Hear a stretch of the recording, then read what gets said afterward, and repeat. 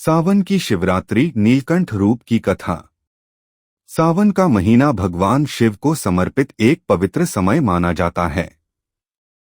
इस महीने में विशेष रूप से आने वाली सावन की शिवरात्रि का अत्यंत धार्मिक और आध्यात्मिक महत्व है। इस दिन शिव भक्त व्रत रखते हैं, गंगाजल चढ़ाते हैं और भोलेनाथ के विभिन्न रूपों की पूजा करते हैं।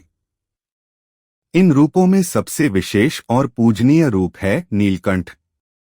इस कथा में हम जानेंगे कि भगवान शिव को नीलकंठ क्यों कहा गया और इसका संबंध सावन की शिवरात्रि से कैसे जुड़ता है।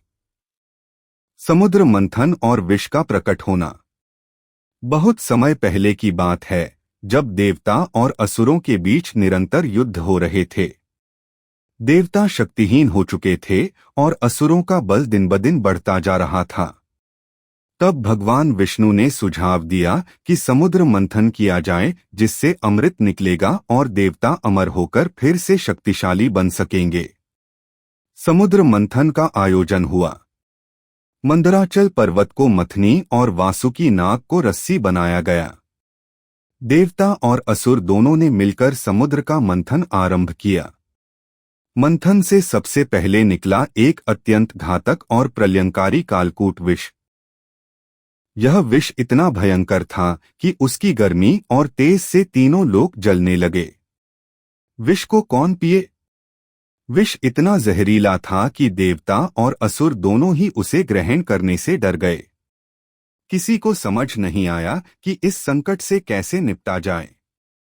सभी देवता ब्रह्मा और विष्णु के पास गए, परंतु यह विष किसी के वश में नहीं था। अंत में सभी देवता और ऋषिमुनि कैलाश पर्वत पहुंचे और भगवान शिव से सहायता की विनती की। भोलेनाथ, जो सदा अपने भक्तों के कल्याण के लिए तत्पर रहते हैं, उन्होंने बिना एक क्षण भी गवाए विषपान करने का निर्णय लिया। भगवान शिव का नीलकंठ रूप। भगवान शिव ने वह घातक विष अपने कंठ में रोक लिया और उसे न तो निगला और न ही थूका। विष के प्रभाव से उनका कंठ नीला हो गया। तभी से वे नीलकंठ के नाम से प्रसिद्ध हुए। इस विष की गर्मी इतनी भयानक थी कि देवी पार्वती ने शिव के कंठ को अपने हाथ से थाम लिया ताकि विष नीचे न उतर सके। सभी देवताओं ने फूल वर्षा की, गंगा माता ने शीतलता दी और चंद्रमा को शिव के मस्तक पर विराजमान किया गया ताकि विष का ताप शांत हो सके। सावन और शिव। समुद्र मंथन का यह प्रसंग सावन माह में ही घटित हुआ था। जब भगवान शिव ने विषपान किया तो उनका शरीर अत्यंत गर्म हो गया था।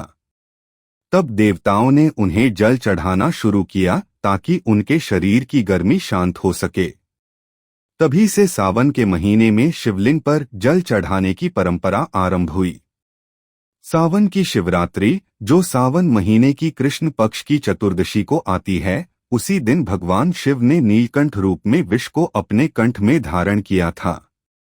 इसलिए इस दिन को विशेष रूप से शिव को जल, बेलपत्र, धतूरा और भस्म चढ़ाकर पूजन किया जाता है। नीलकंठ रूप का आध्यात्मिक संदेश। भगवान शिव का यह नीलकंठ रूप हमें कई गहरे आध्यात्मिक और नैतिक संदेश देता है। एक, दूसरों के लिए बलिदान। शिव ने संसार की रक्षा के लिए विषपान किया। यह सिखाता है कि सच्चा नेतृत्व वही है जो अपने लोगों की भलाई के लिए खुद कष्ट झेले। 2, क्रोध पर नियंत्रण। इतना भयंकर विष ग्रहण करने के बावजूद भगवान शिव शांत और स्थिर रहे। यह हमें अपने भीतर क्रोध और विषाक्त विचारों को रोकने की प्रेरणा देता है। 3, संतुलन बनाए रखना। शिव ने न तो विष को निगला न उगला, बल्कि कंठ में रोके रखा। यह दर्शाता है कि जीवन में नकारात्मकता को पहचानो, उसे बाहर मत फैलाओ और न ही उसे भीतर समाहित करो।